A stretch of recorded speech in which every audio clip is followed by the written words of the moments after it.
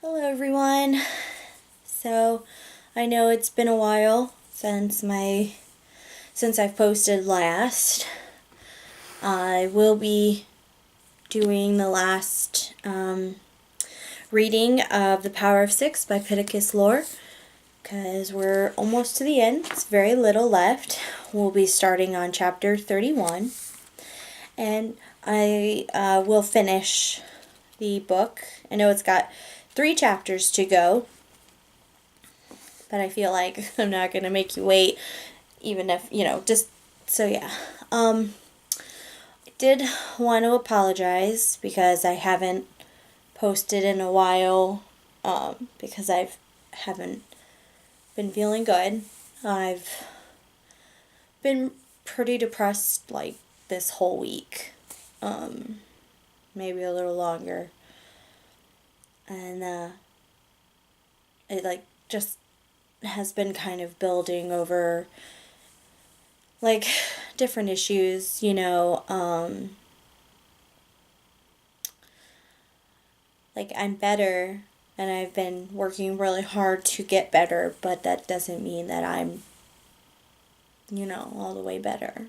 Sorry, I'm a little emotional, because I feel really guilty that when I get down, I don't read, and I'm always nervous that, I'll lose the subscribers that I have. I really love you guys. I love your comments. I love that you love listening to me read. So, when I do have these lapses, it really bothers me. And I probably wouldn't have read again today, but I happened to, go online, and I want to give a shout out to 08 Gameplaya, who commented, and it really made me feel good. So thank you for that. And I can't exactly like explain what it is that makes me feel like these ways, or why I can spiral down into like depression the way that I do, because it's not like, I really don't know how to explain it. It just happens. So hopefully this will be a moment where I get picked back up again and I stay, positive for a while, until the next spiral. It's just, that's a part of my life. I'm going through therapy, and I have different support channels that I go through, like with my family, and but it's an ongoing battle. So for all of you out there who know what I'm talking about, know that you are validated in your feelings, because there's someone like me and others out there like you. And if you don't, then if you don't experience these types of things, well, thank you for your support anyway, because you can probably empathize and, you know, put yourself in someone else's shoes, and think of those types of things. Anyway, I know I'm rambling, but I did think that you all deserved an explanation as to why it's been so long. I have been doing wedding planning things and all these other things, but I've also had like multiple therapy appointments in between, and sometimes everything just kind of builds up and then collides, and so I've been doing like a lot of crying, which is kind of why I was getting a little emotional there for a minute, but I don't really want to cry. I'm kind of tired of crying at the moment, but so I felt like you deserved that. So without further ado, we'll continue on where we left off. Oh, and so because I finished The Outsiders and we're gonna finish this book, I think what I'll do is I will start the next one in the series as well as the first novella. So I'll still read like, two at a time, two books at a time, but then that way everybody's, getting some of the novellas, and if you are interested, and if not, you could just focus on, we'll go through and then you could hit those up whenever you want to. But then that way I feel like it's fair, like everybody's kind of getting something. Since school started, I don't think there'll be any more requests for school reads, but if there are, let me know. I don't really know what happens. So anyway, moving on. The Power of Six by Pittacus Lore, Chapter 31. By the look on Sam's face, I can tell he's just about lost all faith in getting out of here alive. My own shoulders sag as I stare into the massive white eyes of the beast that's rising to its feet in front of us. It takes its time, stretching its muscular neck, veins as thick as Roman columns protruding on both sides. The dark skin on its face is dry and cracked like the stone jutting above its head. With its long arms, it has the look of an alien gorilla. By the time the giant has pushed itself into a full standing position, 50 feet tall, the handle of my dagger has melted itself around my right hand. "Flank it!" I yell. Sam runs left and I dart right. Its first move is towards Sam, who immediately turns and runs along the circular edge of the moat. The beast lumbers after him, and that's when I sprint towards it and slide my dagger right and left, cutting small chunks from its calves. It rears its head and smashes its nose against the ceiling, and then swings a hand down at me. One of its fingers connecting with my back leg, I'm sent spinning into the wall, where I land on my left shoulder, dislocating it. "John!" Sam yells. The giant swings for me again, but I'm able to jump out of the path of its fist. The giant may be powerful, but it's slow. Still, the cave we're in is not large enough to run very far, so, slow or not, it still has the advantage. I don't see Sam anywhere as I stagger from boulder to boulder. The giant has a hard time following me, and once I figure I have enough time, I slowly raise my left arm above my head and rotate my hand so my palm is on the back of my head. The pain shoots from my neck to my heels, and before I give in to it, I keep reaching and feel my dislocated shoulder pop back into place.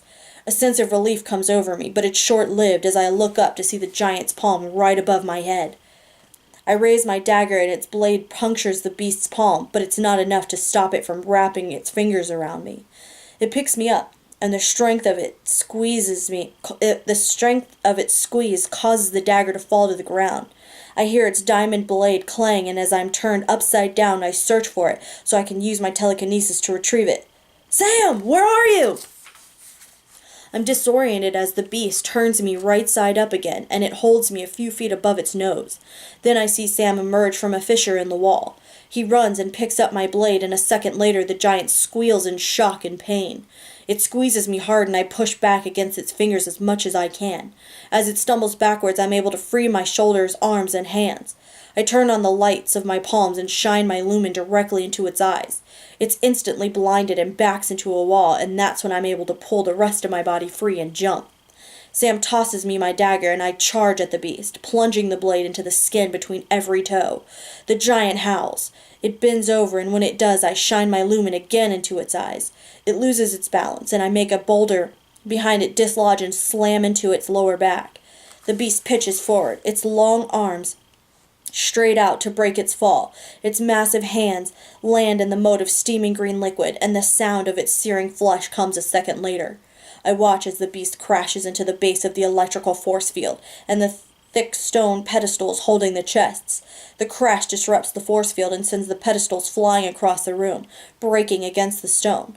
The beast lies unmoving. "Tell me you planned that," Sam says, following me towards the chests. "I wish I could," I say. I open my chest to find everything inside, including the coffee can of Henry's ashes and the volatile crystal that's wrapped in the towel. "Looks good," I say. Sam picks up the other chest. "What happens when we go through that door?" Sam says, nodding to the small wooden door we came in through. "We killed the beast and we have the chests, but we can't turn ourselves invisible and just stroll by 100 Mogs."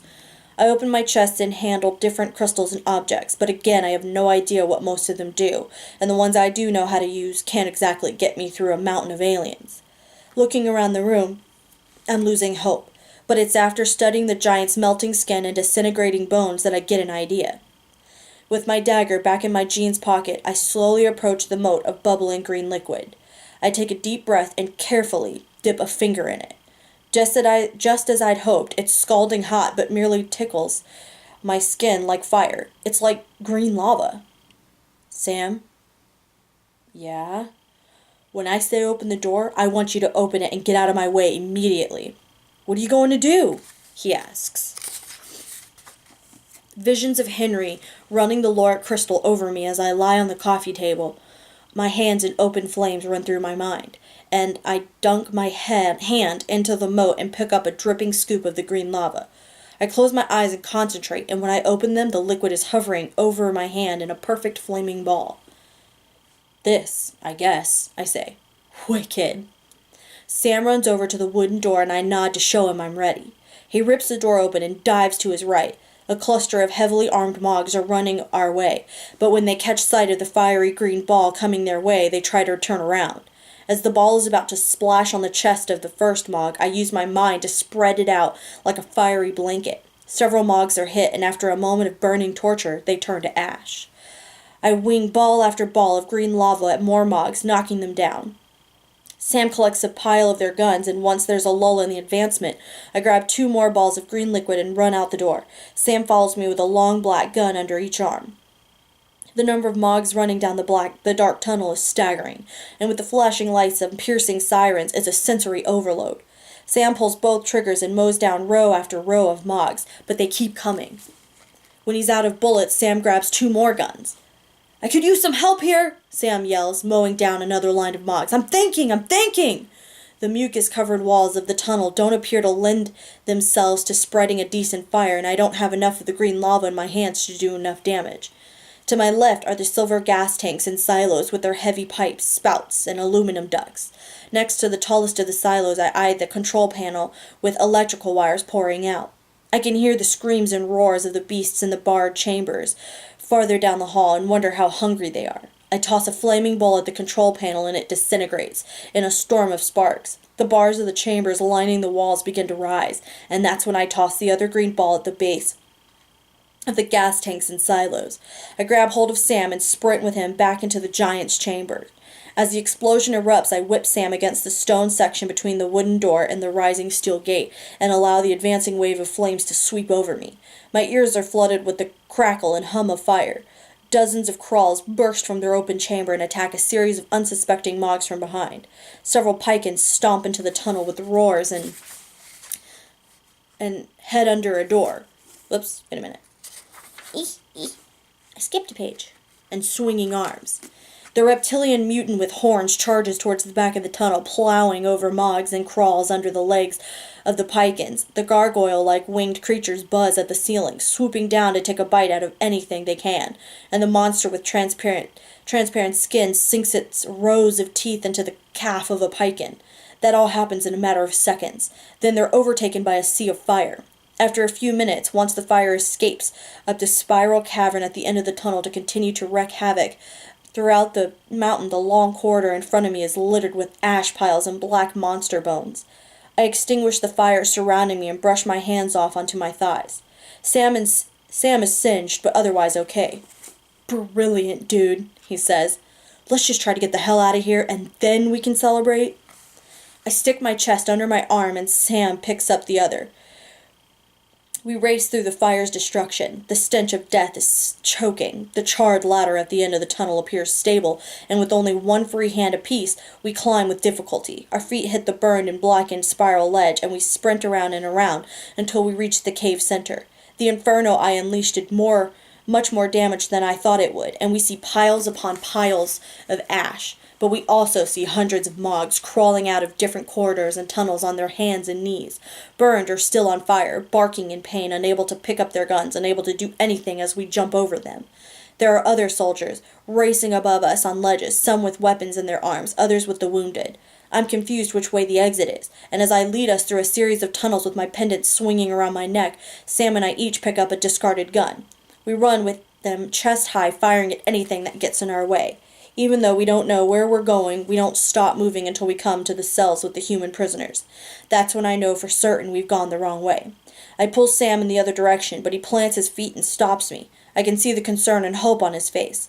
The cells have their steel doors stuck a foot above the floor, and the bubbling blue force fields have disappeared. "They're open, John!" he yells, tossing his chest at my feet. I drop my gun and pick up the other chest, and Sam finally says what I knew he was thinking. "What if my dad's here?" I look into Sam's eyes, and I know we have to check. He runs along the left side of the corridor, yelling into each cell for his dad.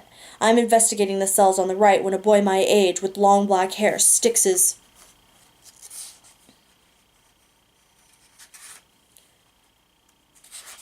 head under a door. When he sees me, he puts a hand cautiously into the corridor. "The force field's really gone!" he shouts. "I think so," I yell. Sam hoists his gun over his shoulder and ducks his head under the boy's cell door. "Do you know a man named Malcolm Good, 40 years old, brown hair? Is he here? Have you seen him?" "Shut up and stand back, kid," I hear the boy say. There's a grittiness to his voice, something that makes me uneasy, and I immediately pull Sam to the side. The boy grips the bottom of the door and rips it from the wall, tossing it into the corridor like a frisbee. The ceiling cracks and boulders fall, and I use telekinesis to shield Sam and me from being crushed. Before I can say a word, the boy emerges, clapping the dust off his hands. He's taller than I am, shirtless and muscular. Sam steps forward, and to my surprise, he aims his gun at the boy's head. "Just tell me, do you know my dad, Malcolm Good? Please!" The boy looks past Sam and his weapon, focusing on the chests under my arms. That's when I notice the 3 scars on his leg. They're just like mine. He's one of us. I drop the other chest to the ground in shock. "What number are you?" "I'm 4. He squints at me and then offers his hand. "I'm 9. "Good job staying alive, number 4. He reaches for the chest I've dropped. Sam lowers his gun, retreating down the corridor, stopping every few seconds to look inside a cell. 9 places his hand on the chest's lock, and it instantly shakes and snaps open. A yellow glow lights up his face when he opens the lid. "Hell yeah!" He laughs, placing a hand inside. 9 pulls out a tiny red rock and shows it to me. "You have one of these?" "I don't know. Maybe." I'm embarrassed by how little I understand the items in my own chest. 9 places the rock between his knuckles and aims his fist at the nearest wall. A white cone of light appears, and instantly we can see through the wall and into an empty jail cell. Sam runs in our direction. "Wait! You have X-ray vision?" "What number is the nerd?" 9 asks me, digging around in his chest again. "That's Sam. He's not Lorik, but he's our ally. He's looking for his dad." He tosses Sam the red rock. "This will make shit go faster, Sammy. Just aim and squeeze." "He's human, dude," I say. "He can't use this stuff." 9 places his thumb on Sam's forehead. Sam's hair blows upward, and I can smell electricity in the air. Sam stumbles backwards. Whoa. 9 ducks his hands back into his chest. "You've got about 10 minutes. Get to it." I'm amazed that 9 has the ability to transfer powers to humans. Sam runs down the corridor, inspecting cells with a flick of his wrist. When he gets to the large metal door at the end, he aims the rock at it, exposing more than a dozen armed Mogs on the other side, and one is twisting together exposed wires and an open keypad. "Sam!" I yell, picking up my gun. "Get back!" Whoosh! The door rises and the Mogs rush forward. Sam sprints away, firing over his shoulder. "You have any other legacies yet?" I ask 9 over the sound of my gun. He winks, and then he's gone, running along the cracked ceiling at super speed. The Mogs don't notice a 9 until he's dropped behind them, and then it's too late. He's a tornado, ripping through them with a ferocity I didn't know Lorik possessed. Even 6 would be impressed. Sam and I stop firing, letting 9 dismember each Mog with his bare hands. When he's finished, 9 runs back along the left wall of the corridor before circling to the ceiling and then to the right wall, a cloud of ash trailing him. "Anti-gravity," Sam says. "Now that's a cool legacy." 9 skids to a stop in front of his chest and kicks it shut. I can also hear pretty well, for miles. "Okay, let's go," I say, scooping up my chest. 9 easily places his on his huge shoulder and grabs a gun from the floor. "What about the other cells?" he asks Sam, pointing down the corridor. 100 or more cell doors line the walls past where the Mogs had entered. "We have to go," I say, knowing we're already pushing our luck. It's only a matter of seconds before we'll be surrounded, but there's no persuading Sam. He runs under the large door, still holding the red rock. Another dozen Mogs suddenly emerge from a hidden tunnel entrance behind us. Sam braces himself against the wall and fires. I see a few of the Mogs burst into ash, but then my view is blocked by a swarm of drooling crawls. Focusing my thoughts on a boulder, I whip it at the crawls, smashing all but a few. 9 catches a crawl by its back legs and slams the beast against the wall. He crushes another 2, and when he's done, he turns to me, laughing. I'm about to ask him what's so funny when he launches a boulder right at me. I barely jump out of the way, and a moment later my back is covered with black ash. "They're everywhere," he laughs. "We have to get to Sam." I try to run past 9 when an enormous pike in hand snatches us both. "Sam!" I yell. "Sam!" Sam doesn't hear us over the sound of his gun. The pike pulls us in the other direction, and in what feels like slow motion, I lose sight of my best friend. Before I can yell again, the pike throws us down the opposite tunnel. I hit the wall and land on one chest, and the other lands on top of me. The wind is knocked out of me, and when I look up, I see 9 spitting blood out. He's grinning. "Are you crazy?" I ask. "You're enjoying this?" "I've been locked up for over a year. This is the best day of my life." 2 pikins duck into the tunnel, blocking our direct path back to Sam. 9 wipes the blood from his chin and opens his chest. He pulls out a short silver pipe, and it extends violently at both ends until it's over 6 feet long and glowing red. He runs toward the pikin with the pipe over his head. I stand to join him, but feel a jolt of pain in my ribs.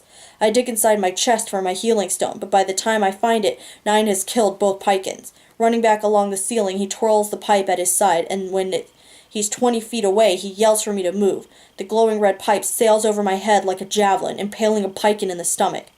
"Don't mention it," 9 says before I can utter a word. More pikins squeeze into the far end of the tunnel, and when I turn around to run, a flock of transparent birds with razor-sharp teeth is flying towards us. 9 grabs a strand of green stones from his chest and flings it towards the flock. It hovers in the air and, like a black hole, sucks the birds into it. He closes his eyes and the stones zip towards the pikins, spinning and unleashing the flock of birds into their faces. 9 points at me and yells, "Boulder them!" I follow his lead, rocketing boulder after boulder at the mayhem. The pikins and the birds collapse under our barrage. Several more pikins push their way into the tunnel, roaring. I grab 9's arm to keep him from charging. "They're just going to keep coming," I say. "We have to find Sam and get out of here. Number 6 is meeting us." He nods and we run. In the next opening, we veer left. Unsure if we're making progress or getting even more lost. More and more enemies appear behind us with every new turn. 9 trashes every tunnel we pass through, bringing down ceilings and collapsing walls with telekinesis and perfectly thrown boulders. We come to a long, low, arching bridge of solid rock, similar to the one Sam and I shuffled along earlier, and below is a steaming pool of green lava. Charging across the other side of the narrow bridge is a thick line of Mogs, and behind us several pikins are racing down the tunnel straight towards us. "Where do we go?" I shout as we step onto the bridge. 9 says, "We go under!" 9 grabs my hand as we reach the peak of the bridge, and my world literally flips upside down until we're running along the underside of the arch. Without warning, 9 lets go of me, but my shoes still firmly grip the belly of the bridge somehow. I reach over my hand and scoop up a pile of green lava, and by the time we're standing on the other side of the room, I have a perfect green ball of fire in my hand. I wing it at the Mogs on the bridge and visualize it spreading over them. I can hear the sizzling of their flesh when we duck into another cave.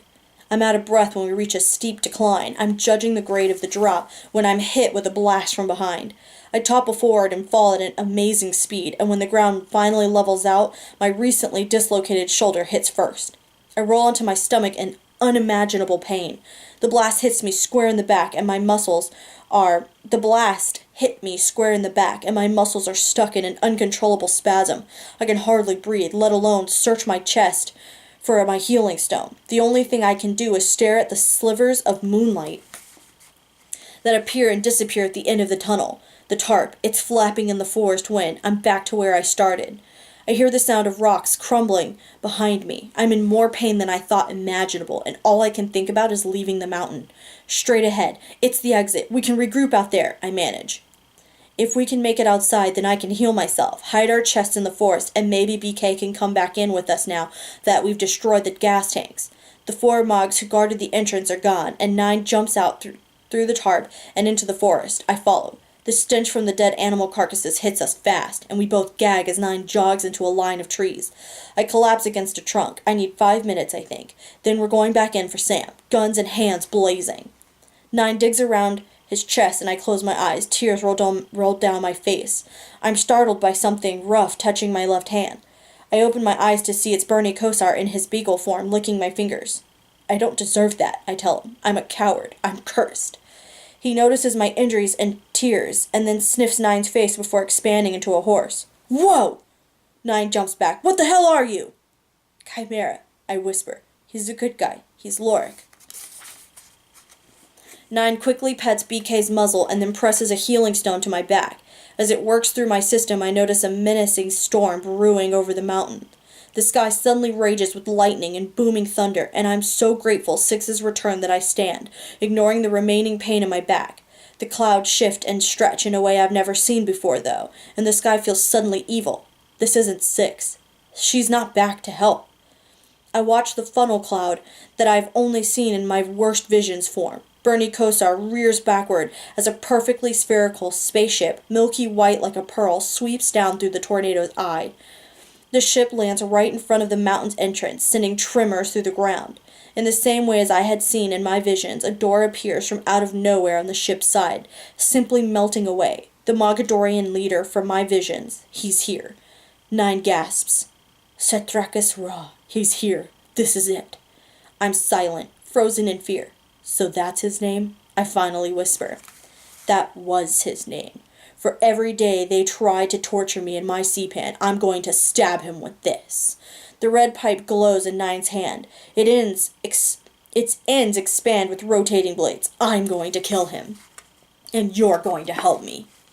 Shetrekis Ra walks towards the cave's entrance, but stops before going in. One massive silhouette, stark and spectral. Through the raging wind and torrential rain, he turns, lifting his gaze in our general direction.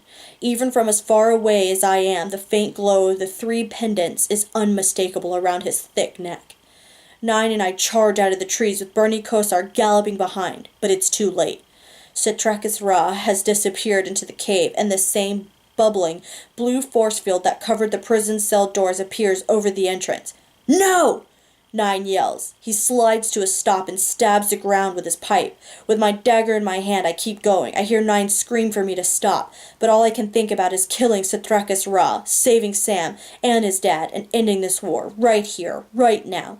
When I hit the blue force field, everything goes black. Chapter 32. Thunder rolls, followed by brilliant streaks of lightning. Oh wait, we're on the... Sorry.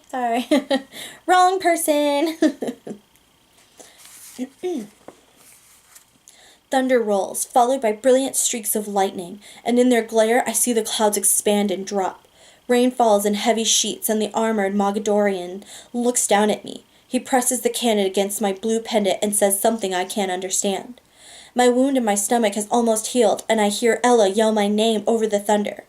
If I'm going to die, then I need to release Ella first. One of us needs to live to tell the others.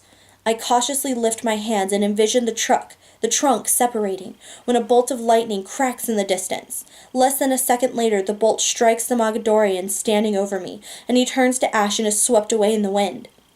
I climb to my feet and see that I've opened the beech tree's trunk halfway. I continue to separate the tree as I run towards it. Ella, are you okay? She spills out of the trunk and falls into my arms. I couldn't see you, she says, squeezing me. I thought I lost you. Not yet, I say, grabbing my chest. Come on. We turn to run and see Creighton and Hector coming towards us. Hector's been hurt and his arm is over Creighton's shoulders for support. The wind and rain are raging. Behind them, the first wave of Mogadorians and Crawls are charging up the shore after them. When I see this, I break away a large limb from a dead tree and hurl it hard at the closest pack of Crawls. It knocks down several, but they're back up again in no time. A Mogadorian soldier throws a grenade that I intercept midair with my mind and send it right back into his stomach. It explodes, throwing several Mogadorians and Crawls to the ground in soggy bits of ash. I send tree after tree, rock after rock, knocking many to the ground, killing more. Help me! Creighton yells. I rush to take Hector from him. He has a bite wound in his stomach and a bullet hole in his arm, and both are bleeding badly. "Come on, everyone!" Creighton yells, pulling bullets from his coat pocket and quickly sliding them into his gun's empty clip. "We have to get to the dam!" I open my mouth to respond, but an enormous lightning bolt snaps over us. It spreads across the sky like the veins of the gods, leaving the distinct taste of metal in the air. A deafening clap of thunder reverberates off the mountains. The wind and rain cease, and the clouds rotate around and around in a massive maelstrom, until a dark, glowing eye forms staring at us from high above over the mountaintops.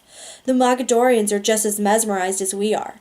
The wind kicks up again, and the dark clouds and the thunder and lightning come with it, slow at first, but quickly gaining speed, heading our way. A perfect storm, beautiful at its cataclysmic heart, unlike anything I've ever seen before. All any of us can do is watch the thick clouds rolling towards us with a deep growl. "What's happening?" I scream over the gale force winds. "I don't know," Creighton replies. "We're going to need to find some cover." But he doesn't move, and neither does anyone else. Hector seems to have forgotten all about the pain of his wounds as he watches too. "Go!" Creighton finally yells. And then he spins around and fires on the Mogadorians to cover us as we run over a slight hill and then down into a valley. I see the dam on my right, which connects two lower mountains. It's too far away to realistically believe we'll reach it. Hector's face has turned white and he's fading fast, and I start looking for a place to rest so I can heal him. Creighton's gun falls silent. I look behind me fearing the worst, but he's merely out of ammo. He chucks the gun over his shoulder and catches up to us. "We're not going to make it to the dam," he yells. "Run to the lake." The rain starts up again as the four of us change direction. Bullets zip into our grassy footprints and ricochet off boulders. The clouds shift over us with a roar. A second later, it's as if we've gone under a bridge. The rain just stops. I look over my shoulder and see that just a few paces back, the rain still falls heavy and hard. The wind picks up significantly, and suddenly the Mogadorians behind us are stuck in the worst rainstorm I've ever seen. They completely disappear in a blur. Our shoes slip over the sand on the shore, and Ella and Creighton dive into the water head first. I can't do it, Marina," Hector says, stopping before his feet reach the water. I drop my chest and grab his arm and say, "I can fix you, Hector. You can make it." "It wouldn't make any difference. I don't know how to swim." "I'm Marina of the Sea, Hector, remember?" I allow the iciness to spread from my fingertips to the bullet hole in his arm. I watch it turn from black and gray and red to a tan patch of wrinkled skin. I quickly concentrate on the bite wound on his stomach beneath his shirt, and Hector suddenly stands up straight with energy. I look into his eyes. "As the Queen of the Sea, I will swim with you." But you have that," Hector says, pointing at the chest. "You'll have to hold it then," I say, dropping it into his arms. We jog into the water until our feet no longer touch the lake floor, and then I wrap my right arm around Hector's chest and paddle with my left. Hector hugs the chest to his stomach, and he floats on his back, his head just above water. Ella and Creighton tread water in the middle of the lake, and I pull Hector towards them. The clouds overhead dissipate, shrinking into 100 wispy lines of gray in the sky. The advancing Mogadorians are no longer a blur in a rainstorm, and the moment they charge at the lake with dozens of crawls yipping in front of them. A tiny black speck falls from above as the last cloud disappears, and the closer the speck gets, the more it appears to be a human. Wearing a large blue pendant around her neck, she lands on the shore, rippling the sand. It's a strikingly beautiful girl with raven-colored hair, and the second I see her, I know she's the one I've been dreaming of, the one I've painted on the cave's wall. "She's one of us!" I shout. The girl looks around, we make eye contact, and then she vanishes a moment later. I'm shocked, crushed, believing I must have imagined her. "Where'd she go?" Ella asks.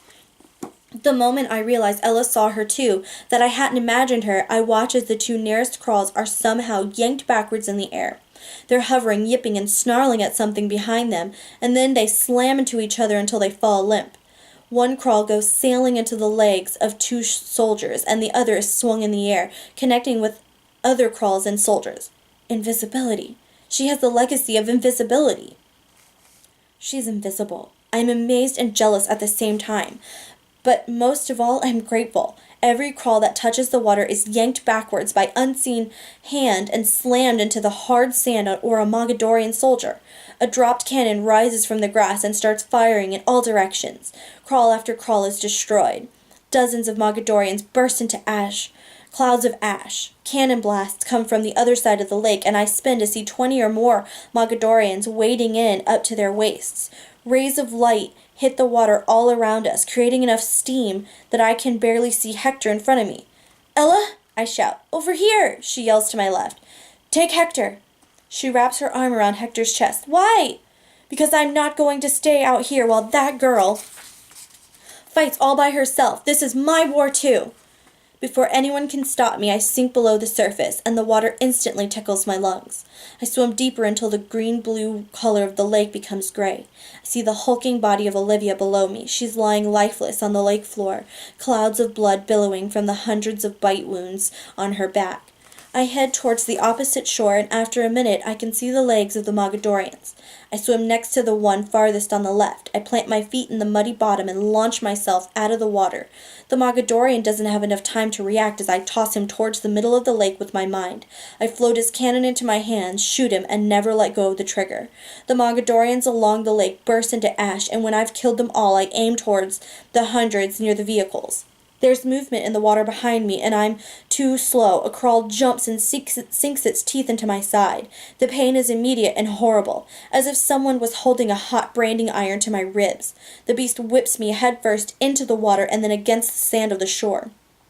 I catch my breath and scream as it arcs me back over into the water again. I'm sure this is how I will die, but suddenly the crawl's mouth widens and releases me. I fall into my stomach on the shore and watch as the crawl's mouth continues to widen until I hear bones breaking and snapping. The raven-haired girl materializes before my eyes, her hands on the beast's quivering lips. She looks back at me before yanking the jaws completely vertical, killing the crawl. "Are you okay?" the girl asks me. I lift up my shirt and place my hand on my wound. "I will be in a second." She ducks a blast from a cannon. "Good. What number are you?" "7. I'm 6, she says before vanishing. The iciness spreads from my fingers over my body, but I know I won't be able to heal myself completely before the oncoming wave of Mogadorian soldiers reaches me. I roll into the lake and stay underwater. My wound is almost healed when I rise above the surface. Number 6 is on top of one of the armored Humvees with a glowing sword. She's fighting several soldiers at once, hacking off body parts, blocking cannon fire with her blade, using telekinesis to aim a floating cannon high above her so it blasts through dozens of Mogadorians on the formation's edge. She then hurls her sword into a crowd, impaling 3 soldiers at once. Number 6 grabs the large gun mounted on top of the vehicle and mows down dozens of Mogadorians in seconds. There are only 20 or 30 soldiers left, maybe 4 crawls. Number 6 holds one hand over her head, while the gun in the other shoots and destroys the Humvees along the shore. Dark clouds form over the mountains, and bolts of lightning crack and split the ground near her. The Mogadorians show fear for the first time, and I watch a few drop their weapons and run towards the woods. "Out of the water!" I yell, fearful of the lightning. Ella drags Hector to the edge of the lake, and Creighton follows. I reach the shore near number 6 and pick up 2 cannons. I struggle to keep my footing as I press both triggers, turning more soldiers to ash, destroying 2 of the crawls. An injured soldier hiding behind a wrecked Humvee tosses a grenade at number 6's back, but I'm able to shoot it in the air. The explosion rotates number 6 and the mounted gun, and a moment later the injured soldier is nothing but ash. I can't keep my eyes off number 6. Her strength is mesmerizing. The blue pendant bounces around as the gun in her one hand cuts down more and more soldiers. She rotates to her left and blows a crawl into bits, and then she rotates to her right and takes out several more Mogadorians with a bolt of lightning. The valley is bright and smoky. It's damp and charred. I look around me and can't believe that victory will be ours in just a matter of seconds. Creighton races over and I toss him one of my guns, and instantly he's killing soldiers retreating into the woods. Hector runs with my chest, and soon he and Ella stand behind me. I nod towards number 6 and smile at my friends, thinking that the worst is over, but that's when Ella raises her eyes over my head and her face turns white. "Pikins!" Ella yells. 4 of the horned monsters run down the mountainside at full speed. Directly below them, number 6 is preoccupied with a few remaining soldiers and the crawl. I uproot as many silver firs as I can and send them like rockets. 4 hit the lead one, and it falls backwards into the path of the other 3, and it's crushed and killed in the stampede. "Number 6!" I shout. She hears me, and I point to the pikins rumbling down into the valley. She spins with the gun and blows the knees off the monster on the left. It tumbles down faster than the other 2 can run, and number 6 jumps from the Humvee a moment before the dead pikin flattens it with an echoing crunch. Creighton and I shoot our cannons at the other 2, but they're too fast, splitting up when they reach the valley floor. The clouds roar when number 6 stands, and an enormous bolt of lightning crashes into one of the pikins, cutting off its arm. It bellows and falls to its knees, but quickly regains its balance and charges ahead with blood spurting from its side. The other pikin dodges Creighton's fire and rushes in from the other direction. We all run towards number 6, but Hector's too slow, with my chest in his arms. The pikin closes in, and before I can help, the one-armed monster reaches down and snatches Hector and my chest in its fists. "No!" I scream. "Hector!" I'm in such shock that when the pikin throws a lifeless Hector and my chest into the lake, I don't use my telekinesis to stop either from sinking. Number 6 has killed the other pikin. She turns towards us now and holds both hands up to the sky. A lightning bolt severs this monster's head from its body. For the first time all day, there's silence. I lean into number 6, look at Ella and Creighton and the fire and destruction behind them, and I know that these quiet moments are about to become rare in my life. "Your chest, Marina," Creighton says. "You have to go get it." I turn to number 6 and hug her. "Thank you. Thank you, number 6. I'm sure we'll get a chance to do it again sometime." She wraps her arms around my shoulders. "And just call me 6. I'm Marina. This is Creighton and Ella. She's number 10. Ella steps forward and shrinks to her 7-year-old body. She extends her small hand towards 6, who has her mouth open, speechless. Creighton starts to explain Ella and the second ship to 6 as I walk into the lake. I feel its coolness for the first time. I swim to the middle and dive, descending until the water is devoid of any light and my feet touch the muddy floor. I circle the bottom until I see my chest. I rock it back and forth to dislodge it from the mud suction, swimming with one arm. I start to ascend. When the water turns blue, I see Hector's body and wrap my other arm around his waist. Ella and Creighton stand with 6 on the shore. I drop the chest and slap my wet hands on Hector's shin, arm, neck, all around his crushed back, hoping and praying and the icy feeling will arrive in my fingers. "He's dead," Creighton says, pulling on my shoulders. I don't give up, hating myself for not trying the same thing on Adelina. I touch Hector's face.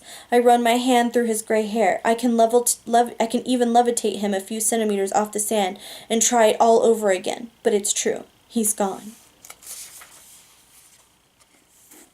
Chapter 33. It's a short one. I'm hovering over grass and floating over a river. I feel wretched and stiff, and every time I dare to open my eyes, I'm either bouncing over a log or gliding up a rocky hill. There's a constant noise, and it takes me several minutes to realize it's the sound of Bernie Kosar's hooves. I'm draped over his back, and we're moving quickly through the mountains. "You awake?" 9 asks. I raise my head to see him sitting behind me, both of our chests under his arms. "I don't know what I am," I say, closing my eyes. What happened?" "You ran right into that blue stuff. That's the last thing on Earth, or Lorien, or anywhere you want to do." "That's the last thing on Earth, or Lorien, or anywhere you want to do." He sounds pissed, like I just tore him away from his own birthday party. "What about Citrekus Ra?" I ask. "Somewhere in the mountain, the coward. I couldn't find another way in, and I looked." I push myself up BK's hide in a panic. "Where's Sam?" "Not a chance, for. Your buddy's either long gone or he's hanging upside down staring at the wrong end of a knife." I vomit. Bernie Kosar quickly lowers himself so I can slide off his back, and then I vomit some more. 9 tries to explain the sickness will go away soon, that he's gone through it several times when he tried to escape his cell, that the healing stone seems to be powerless against the force field's effects, but I'm too dizzy with visions of Sam being tortured to listen. My sickness is from my betrayal, not from some Mogadorian force field. I don't think I'll ever be able to forgive myself. It's my fault he went in there, and it's my fault he was left behind. I turned my back on my best friend. We have to go back, I say. Sam would go back for me. Not a chance. Not yet. You're too much of a mess, and like you said before, we need numbers. I pull myself to my feet but fall into my hands and knees almost immediately. You don't even know where we are. We're a couple of miles from your car, Nine says. He must see the confusion on my face because he smiles and pats Bernie Kosar's back.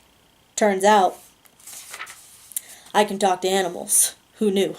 Bernie Kosar here is leading the way. Let's jet. I'm too weak to protest, and I climb back up.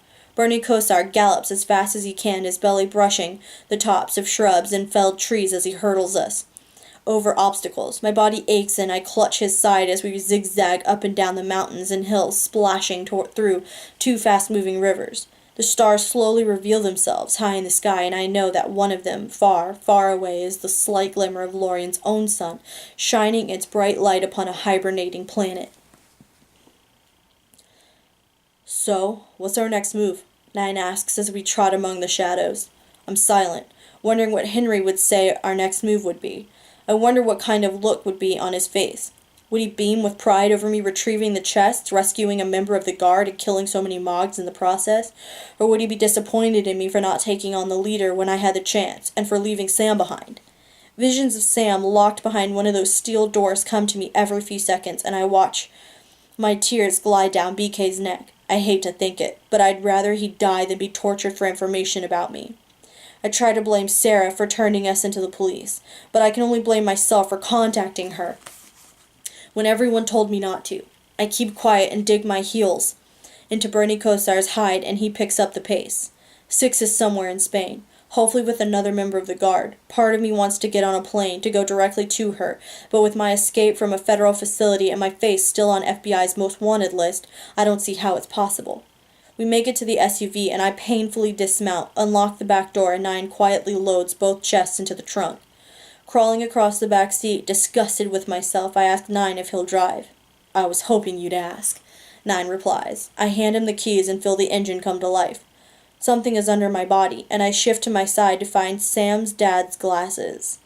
I hold them above my head, and I let the moon reflect in the lenses. I suck in a deep breath and whisper, We'll see each other again soon, Sam. I promise. And then when I think things can't get much worse, it hits me almost harder than the blue force field. Oh, shit! Six's address for when we meet. It was in Sam's pocket. I'm so stupid. How are we going to find each other now?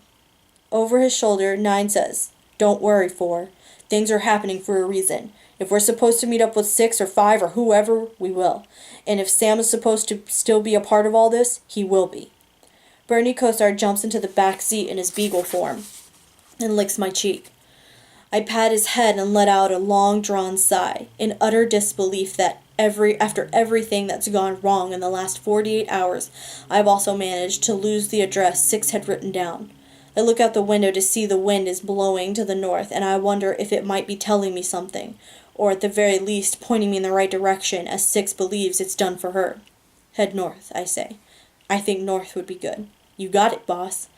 Nine steps on the gas, and I look over at Bernie Kosar, who has curled up and fallen asleep.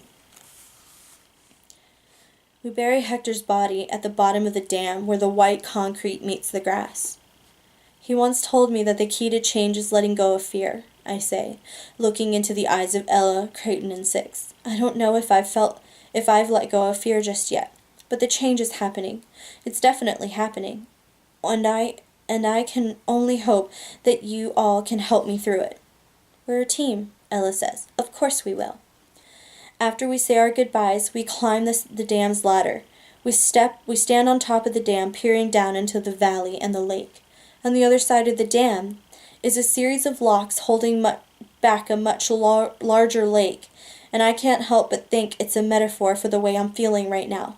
In front of me lies my past, small and distant, and dotted with carnage, threatened to be flooded at any time. Behind me and my fellow guard members, the future is massive, and held back by unnatural forces. I turn to Six and ask, Do you know a John Smith in Ohio? Is he one of us? Her smile is wide. I do know John. He's number 4. I reach for Ella's hand on my right and Six's on my left, and we stand there letting the mountain breeze whip our hair around our faces. Ella looks over at Six and asks, "Can we go to America?" The charm is broken. I don't see why we can't all be together now. Six shrugs, turning back to the lake below. Creighton joins us. I hate to say this, but it's the calm before the storm, ladies. We're winning far too many battles for them to ease up now. You're getting too strong for them, and they'll be throwing everything they have at you. No more small armies with a few hundred soldiers and a couple of clumsy beasts.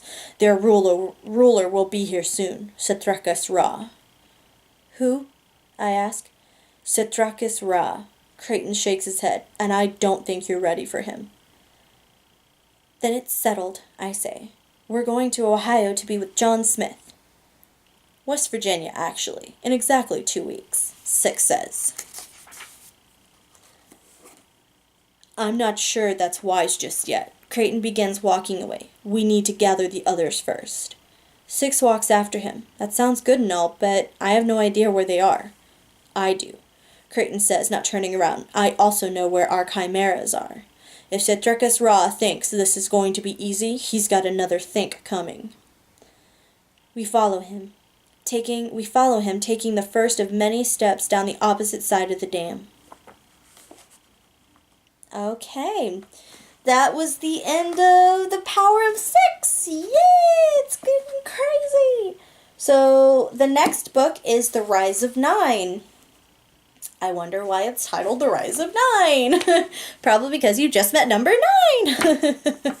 Anyway, so there's that.